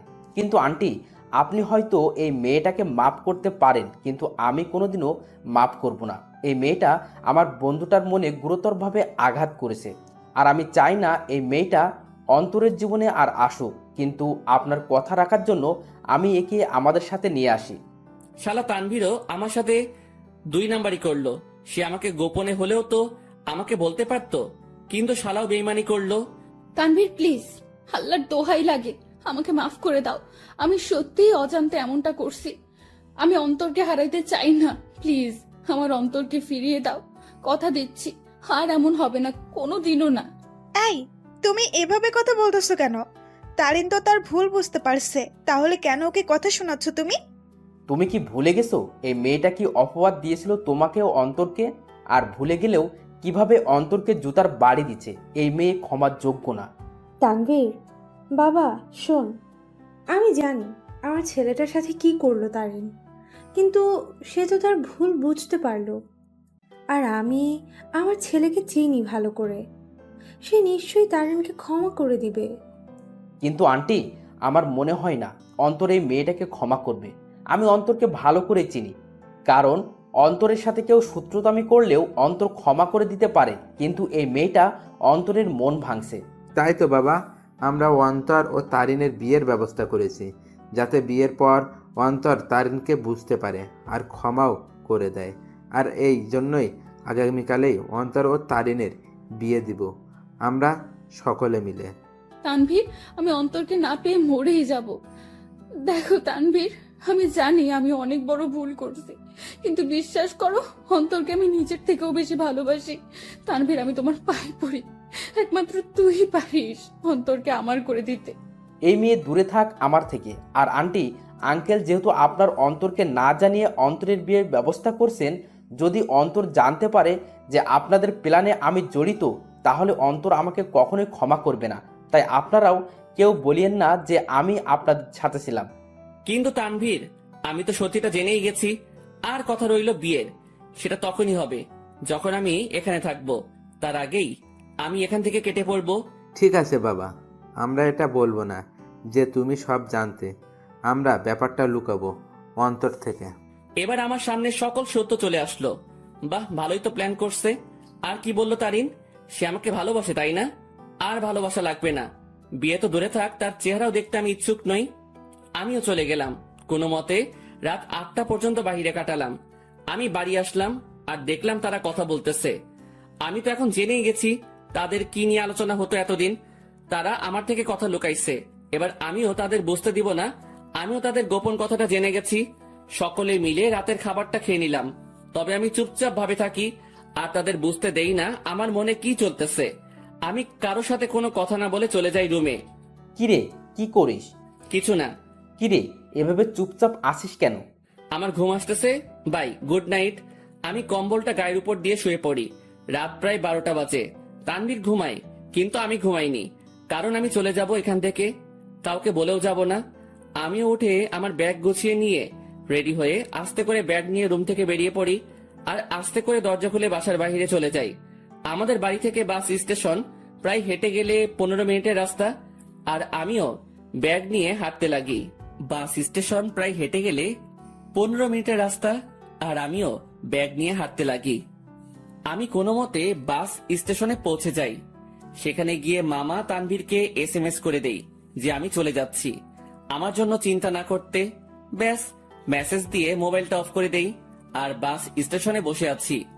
আজ আমি আমার আপন মানুষগুলো থেকে দূরে চলে যাব, তবে জানি না কোথায় যাব আমি।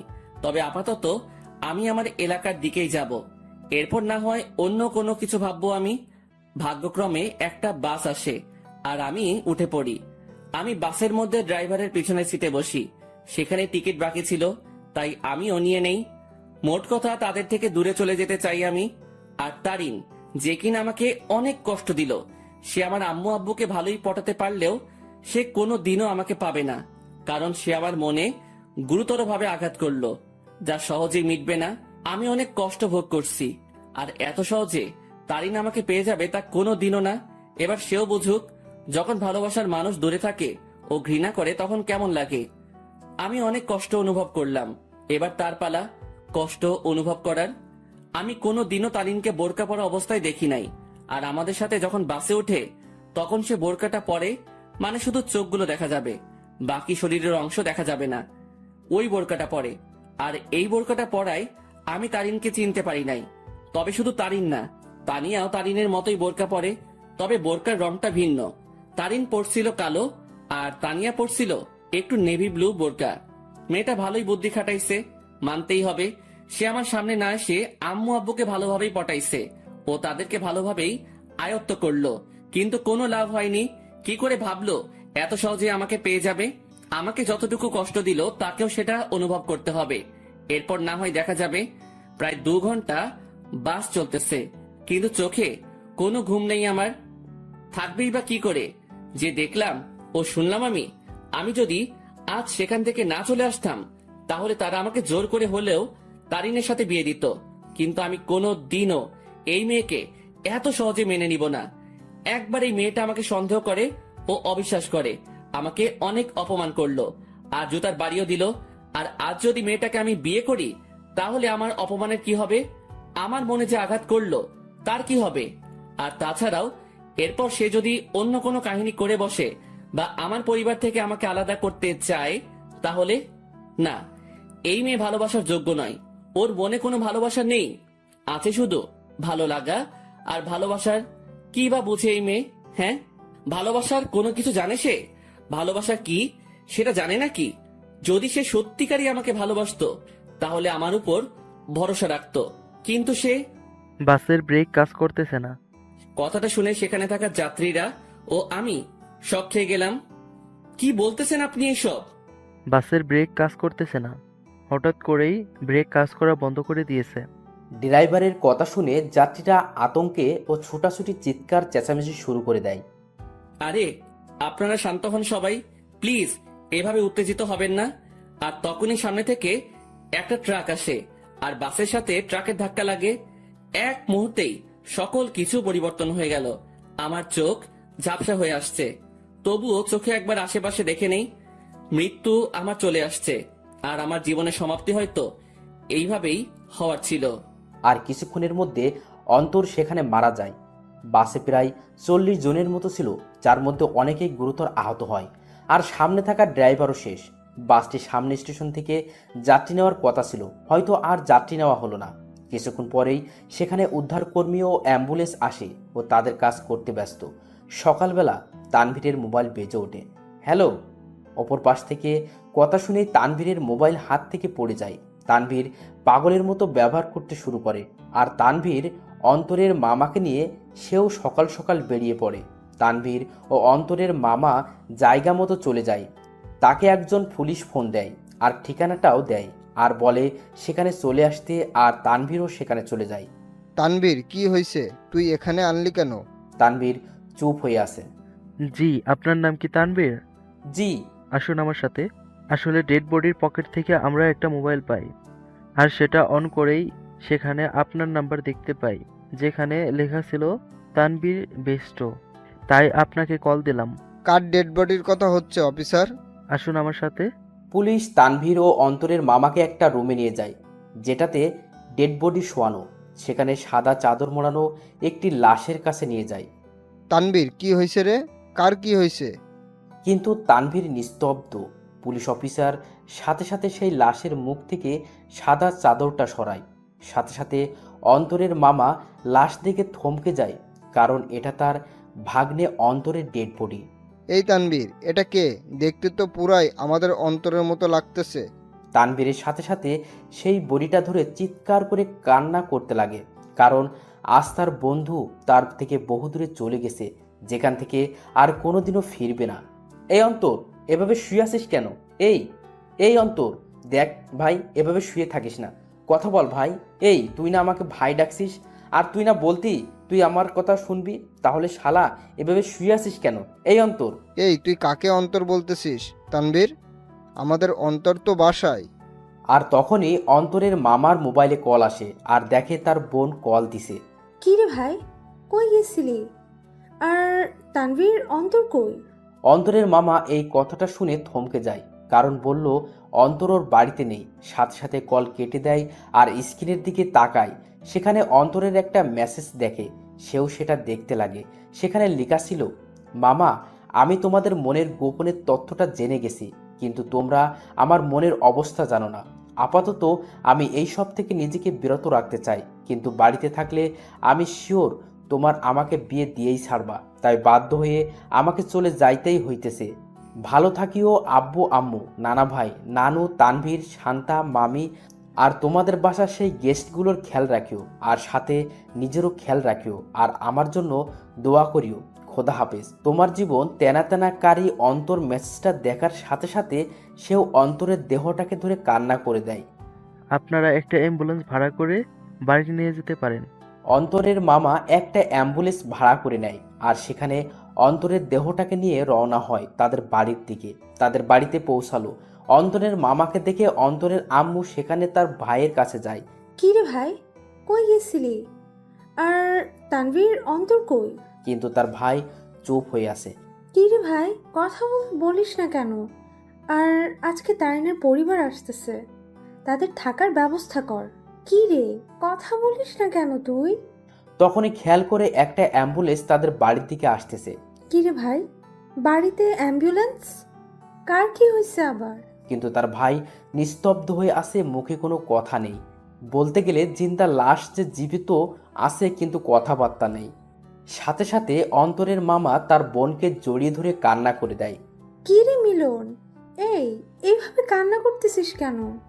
কি হয়েছে রে ভাই? আর তখনই তিনি দেখে সেই অ্যাম্বুলেন্স তাদের আঙিনায় এসে থামে। অ্যাম্বুলেন্স থেকে তানভীর বের হয়। তাকে দেখে সেখানে থাকা অন্তরের আব্বু আম্মু থমকে যায়। এই তানভীর, তুই অ্যাম্বুলেন্স থেকে নামলি যে? আর অন্তর কই রে? সে কি তোমাদের সাথে গেছে নাকি নাকি তোরা সব বলে দিছিস তাকে? সাথে সাথে তানভীর তাকে জড়িয়ে ধরে কান্না করতে লাগে। কি রে তানভীর, কান্না করতেছিস কেন? আর অন্তর কই? তানভীর, কি রে বাবা, তুই আর মিলন মিলে এভাবে কান্না করতেছিস কেন? সেখানে থাকা একটা লোক মুখের থেকে চাদরটা সরায়। লাশের চেহারা দেখেই আঙিনায় উপস্থিত অন্তরের আম্মু, আব্বু, নানা ভাই, মামি সকলেই বড় ধরনের ঝটকা খেয়ে গেল। সাথে সাথে অন্তরের আব্বু আম্মু, নানা ভাই সেই লাশের কাছে গেল আর তারা দেখলো তাদেরই অন্তরের সেই সাদা চাদর গায়ে মরিয়ে চোখ বন্ধ করে আছে। এই আব্বু, কি রে, তুই এভাবে শুয়ে আছিস কেন? কি রে, কি হয়েছে তোর? কথা বলিস না কেন? অন্তর, বাবা, কি রে, এভাবে এখানে শুয়ে আছিস কেন? কি হয়েছে তোর? কথা বলিস না কেন? এই তানভীর, আমাদের অন্তর কথা বলে না কেন? ওর কি হয়েছে? নাকি তোরা সব সত্যি বলে দিছিস বলে রাগ করে আছে আমাদের উপর? কি রে তানভীর, মিলন, কথা বলিস না কেন? অন্তর এইভাবে শুয়ে আছে কেন? কিন্তু তানভীর আর তাদের মিলন মামা কান্না করেই যাচ্ছে। কাল রাতে বাস অ্যাক্সিডেন্টে উনি মারা যান। কি যাতা বলতেছেন এগুলো? আমার ছেলে বাড়ি ছিল, ও কি করে? নাকি ফাইজলামি করতেছে এই বেয়াদবটা? আমার রাগ উঠে গেছে, কিন্তু এইসব নিয়ে কি ফাইজলামি করিস অন্তর? এইসব কোনো মজা করার ব্যাপার? উঠ বলতেছি, না হলে কিন্তু একটা মারও মাটিতে পড়বে না। তারা অন্তরকে অনেকবার জাগানোর চেষ্টা করলো, কিন্তু অন্তর তো আর জাগবে না। সে চির নিদ্রায় চলে গেল, যেখান থেকে আর ফিরবে না কোনোদিনও। আব্বু, কথা বলিস না কেন তুই? একটিবার কথা বল বাবা। কি রে আব্বু, কথা বল না। সাথে সাথে অন্তরের বাবা মা দুজনই অন্তরের দেহটাকে জড়িয়ে ধরে কান্না করে দিল। তারিন আর তানিয়া বাড়ি থেকে বের হয়ে দেখে বাড়ির আঙিনায় অনেক মানুষ। কি রে, এখানে এত মানুষ? বিয়ে তো ঘরোয়া পরিবেশে হবে বললো, তাহলে এত মানুষ আর কান্নাকাটির আওয়াজ পাচ্ছি কেন? চল তো দেখি কি হয়েছে। তারপর তানিয়া ও তারিন সেখানে গেল। কি রে, আন্টি এভাবে কান্না করতেছে কেন? কি হয়েছে? আঙ্কেলও কান্না করতেছে। কি হয়েছে রে? তারিন অন্তরের আম্মুর কাছে যায়। সেখানে গিয়ে যখনই অন্তরের আম্মুর কাঁধে হাত দিবে তখন সে সেখানেই নিস্তব্ধ হয়ে যায়। তার মুখ দিয়ে আর কোনো কথা বেরোচ্ছে না। সেও সাথে সাথে সেখানে বসে পড়ে। আন্টি, অন্তর এভাবে শুয়ে আছে কেন? কি হয়েছে ওর? কিন্তু তারা সকলেই কান্না করেই যাচ্ছে। কি হলো আন্টি? অন্তর এভাবে শুয়ে আছে কেন? হাই অন্তর, তুমি এভাবে শুয়ে আছো কেন? কি হয়েছে তোমার? এইভাবে সাদা চাদর গায়ে কেন তোমার? হাই অন্তর, কথা বলো না কেন? আঙ্কেল, আন্টি, অন্তর এভাবে শুয়ে আছে কেন? কি হয়েছে? কথা বলতেছেন না কেন আপনারা? কিন্তু কারো কোনো মুখে কথা নেই, শুধু কান্না আর কান্না। হাই কলিজা, এইভাবে শুয়ে আছো কেন? আমি জানি তুমি আমার উপর অনেক রাগ করে অভিমান করে বসে আছো, কিন্তু বিশ্বাস করো, আমি সত্যি তোমাকে ভালোবাসি। হ্যাঁ, আমি অন্যায় করেছি তোমার সাথে। আর বিশ্বাস রাখি তোমার সাথে, কিন্তু আমি আমার ভুল বুঝতে পারছি। তাই একটিবার আমাকে সুযোগ দাও, আর কোনোদিন এমনটি করবো না। সত্যি বলতেছি তোমাকে। কি হলো, কথা বলো না কেন তুমি? হাই কলিজা, একটিবার কথা বলো না, আমি তোমার পায়ে ধরতেছি। এই আর একটিবার সুযোগ দাও আমাকে, দোয়াই লাগে তোমার। এইভাবে চুপ থেকো না প্লিজ। দেখো আমার কিন্তু ভয় লাগতেছে, আর তুমি এইভাবে চুপচাপ শুয়ে আছো কেন? কথা বলো না। দেখো এভাবে চুপচাপ থেকো না। আমার আর এমন ভুল আমি করবো না, সবসময় তোমার প্রতি বিশ্বাস রাখবো। হাই কলিজা, কথা বলো না কেন? কি হয়েছে তোমার? তারিন অন্তরের হাত ধরে উঠালো আর সাথে সাথে পড়ে যায়। আর তখনই তানিয়া এসে তারিনকে ধরে আর নিয়ে যেতে লাগে। আই তানিয়া, ছাড় আমাকে। আমার কলিজা কথা বলে না কেন? কি হয়েছে ওর? আমাকে ছাড় বলতেছি। তারিন, অন্তর আর কথা বলবে না রে। সে আর কোনো দিনও আমাদের সাথে কথা বলবে না, হাসি ঠাট্টাও করবে না। সে আমাদের একা করে দিল রে। রাগ তো আমার সাথে করলো, তাহলে তোরা একা কি করে হবি? আর দেখি, ছাড় আমাকে, আমি ওর কাছে যাব। ওইখানে শুয়ে আছে আমার উপর রাগ করে, আর আমার সাথে কথাও বলে নাই রাগ করে। দেখি, ছাড় আমাকে, আমি ওকে মানিয়ে নিব। দেখবি ও ও আমার সাথে কথা বলবে। ছাড় বলতেছি আমাকে। তারিন সেখানেই পাগলামো শুরু করে দেয়। সে কোনো মতেই বিশ্বাস করতে পারছে না তার অন্তর শুধু তাকেই না, সকলকে ছেড়ে চলে গেল ওপারে, যেখান থেকে আর কোনোদিনও ফিরবে না। তারিন পাগলামো করতে করতে জ্ঞান হারিয়ে ফেলে, আর তাকে ঘরের ভিতরে নিয়ে যাওয়া হয়। দুপুরবেলা জানাজা পড়িয়ে অন্তরকে নিয়ে যেতে লাগে তার চিরস্থায়ী স্থানে। আজ এক আব্বুর কাঁধে তার ছেলের লাশ, এক বন্ধুর কাছে তার ভাইস্বরূপ বন্ধুটির লাশ হয়ে শুয়ে আছে, আর এক হতভাগা মামা যার সাথে হাসি মজা করে বেড়ানো ভাগ্নেটার লাশের খাট বহি করে নিয়ে যাচ্ছে তার চিরস্থায়ী স্থানে। অন্তরকে কবরে শোয়ানো হয়, তাকে মাটি দেওয়া হয়। আজ সেই কবরে দাফন হয়ে গেল কারো ছেলে, কারো ভাগ্নে, কারো প্রিয় বন্ধু, আর কারো ভালোবাসা। সকলকেই সেখানে অন্তরের জন্য দোয়া করে চলে যায়। তবে সেখানে বসে বসে তিনজন হতভাগা মানসিক কান্নায় ভেঙে পড়ে বসে আছে। আজ অন্তরের মামা ভাবতে লাগে সেই দিনগুলো যখনই অন্তর তাকে জ্বালিয়ে বেড়াতো, কিন্তু আজ থেকে সেই মামাকে আর কেউ জ্বালাবে না। আজ এক বন্ধু তার সুখ দুঃখ ভাগ করা বন্ধুকে হারিয়ে ফেললো। আজ একজন বাবা তার শাসন করা ছেলেটাকে হারিয়ে বসে আছে। সব সময় অন্তরকে বকা দিয়ে বেড়াতো, কিন্তু আজ থেকে সেই বকাগুলো আর কাউকে দিতে পারবে না। অন্যদিকে তারিনের জ্ঞান ফিরে সে দেখে অন্তরের আম্মু কান্না করতেছে, আর তানিয়া তাকে সামলাতে সামলাতে কান্না করতে লাগলো। এই, তোমরা সকলে কান্না করতেছো কেন? আজকে না আমার আর অন্তরের বিয়ে, আর বিয়েতে তো মেয়েরা কান্না করে। তাহলে তোমরা ছেলের মা, ছেলের বান্ধবী হয়ে কান্না করতেছো কেন? আরে যাও, তাড়াতাড়ি আমাকে রেডি হতে হবে। এই তানিয়া, তাড়াতাড়ি আমাকে রেডি করে দে, কাজী সাহেব চলে আসবে যে কোনো সময়। আর অন্তর রেডি হইছে, দেখ না।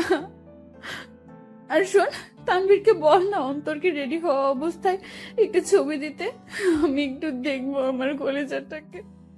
তানভীরকে বল না অন্তরের ছবি দিতে, আমাকে রেডি করে দে। আমি শাড়ির আঁচল সামলাতে পারি না, কিন্তু ও বলছিল শাড়িতে নাকি আমাকে দারুণ মানাবে, আমি ওর জন্য শাড়ি পরবো। তারিন, কি হয়েছে? আর আন্টি, সরি আম্মু, একটু রেডি করে দাও না, কাজী সাহেব চলে আসবে তো, আমাকে আবার অন্তরকে মানাতে হবে। তারিন সেখানে পাগলের মতো ব্যবহার করতে লাগলো। তারিনকে অনেকবার বোঝানোর চেষ্টা করা হলো অন্তর অনেক দূরে চলে গেছে, কিন্তু সে তা কোনো মতেই মানছে না।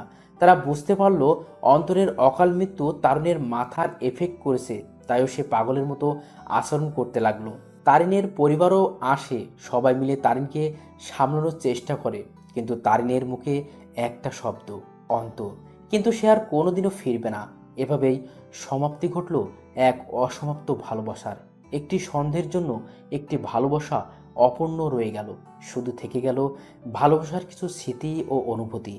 ভালোবাসার মধ্যে সবচেয়ে গুরুত্বপূর্ণ হলো বিশ্বাস। একে অপরের প্রতি বিশ্বাস যত মজবুত থাকবে, ভালোবাসাও তত শক্ত হবে।